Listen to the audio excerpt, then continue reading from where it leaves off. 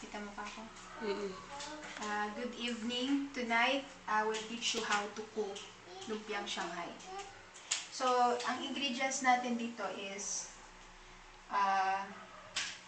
garlic, onion, ground pork, syempre yung lumpia wrapper natin, potato, carrots, at saka itlog. So, syempre, prepare na namin yung ingredients. First nyo yung gagawin is yung ating ano nga to? Itong bawang. Ika-cut natin ng maliliit. The same with the onion. Tapos, yung potatoes din natin, tsaka carrots, the same din, i-chop natin ng maliliit. Tutukan mo ba tutukan mo yung Mama. ingredients? Okay. Ayan. Okay, tutukan mo. Saan na ba yung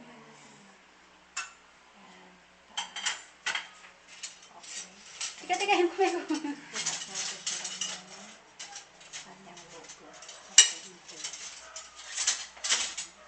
So, ang gagawin natin now, Taas mo na yung, open mo na yung, excuse me baby, ipipreheat natin ang kawali.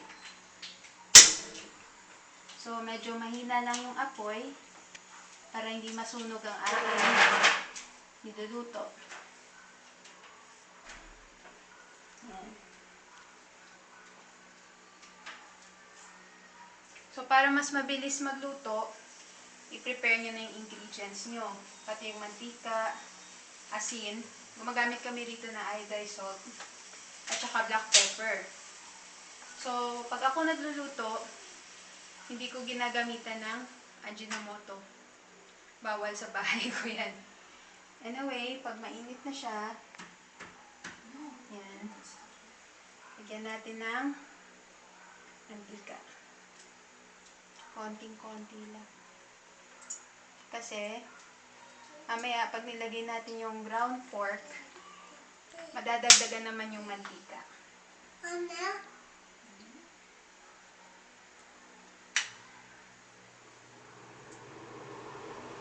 So, gigisahin na natin yung ground pork.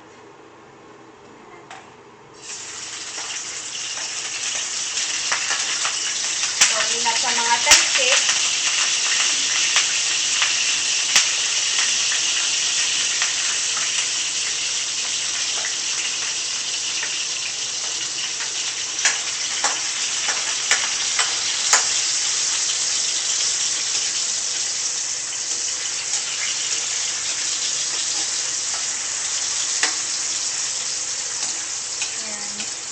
Hintayin natin siya maging brown.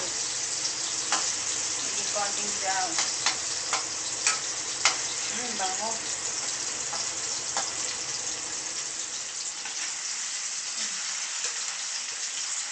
Pag medyo naging brown na siya, at naaamoy nyo na, lalagay na natin si ground pork.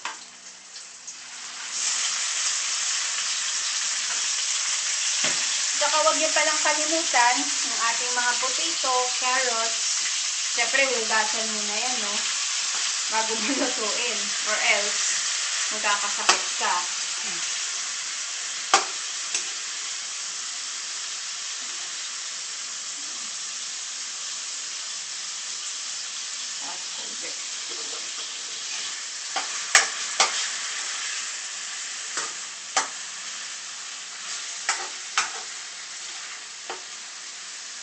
Kita ito. So, kung napapansin nyo, dito lahat ng spices ko. Hindi kasi kasama na yung logo. Para mas madali pag nagluluto ka na. Yes, baby. Oh, kukuk si mami. Ng favorite mo. Kala ko ba eat ka na, anak? Ha? Yan o, ginigisa siya. Papansin nyo, may mga lumalabas siyang katas. Dapat talaga siyang nagbo-boil siya ng mabuti para lumabas talaga yung lasa ng baboy. O kaya kung mas gusto mong gumamit ng beef, pwede rin yun. Pero sa amin, gumagamit kami ng pork.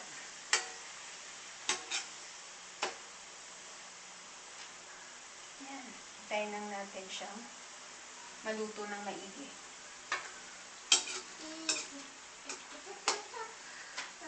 So, lalagyan natin siya ng asin.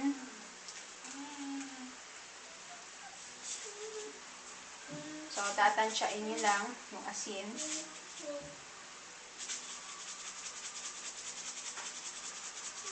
Yung iba, gumagamit ng rock salt. Kasi mas masarap daw yun.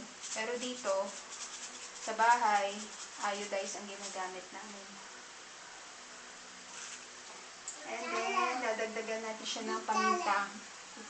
Ito na.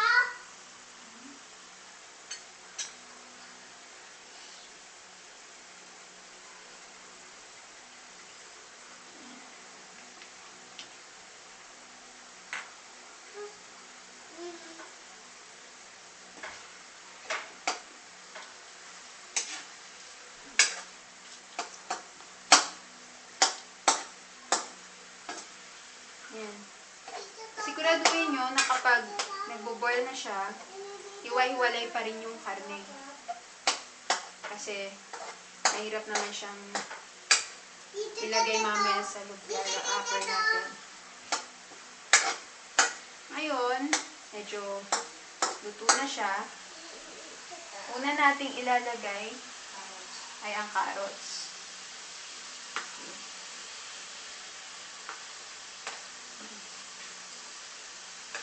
So, assume na to na ano na namin to, nalinisan na, naugasan na namin to kanina.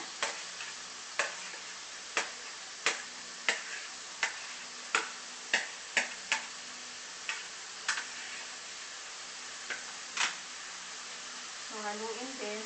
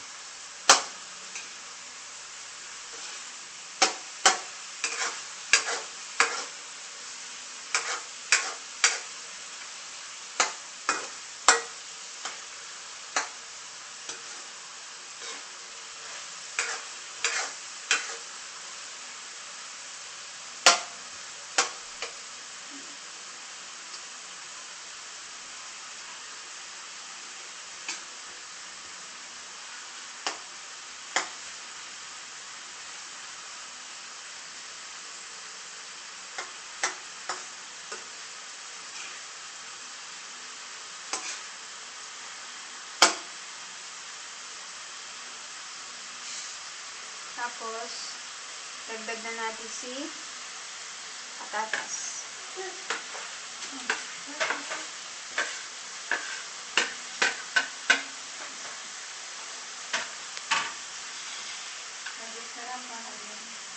Ay, wag na dito.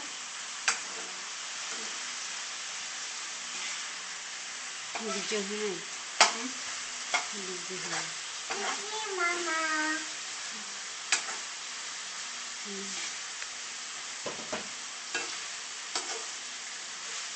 May magic sarap dito.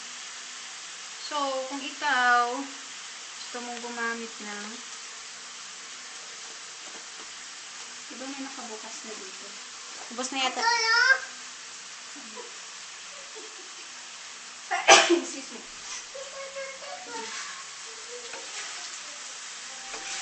So, bakit siya hinahalo?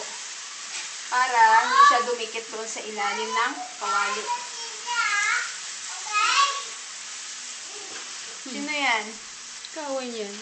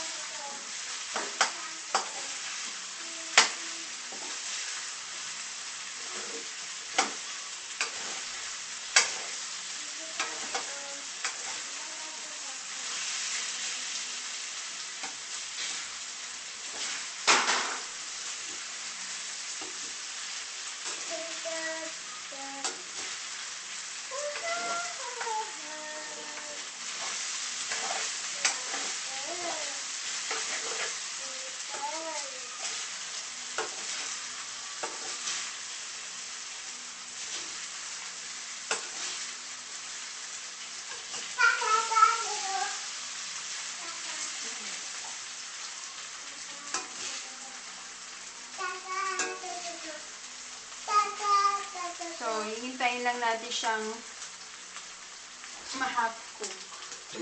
Kasi mamaya sa lumpia, priprituhin naman din siya ulit. So, para hindi siya ma-overcook.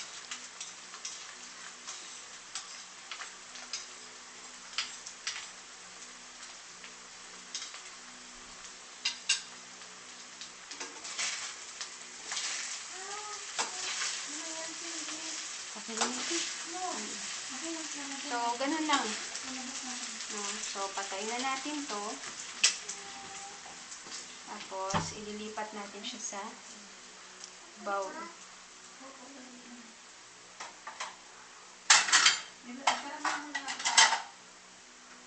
Walang yan, ate. Hmm? Yung malaki siguro. Puti.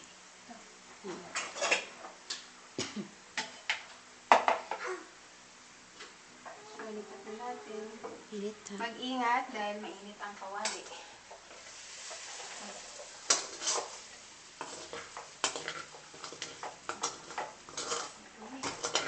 Then,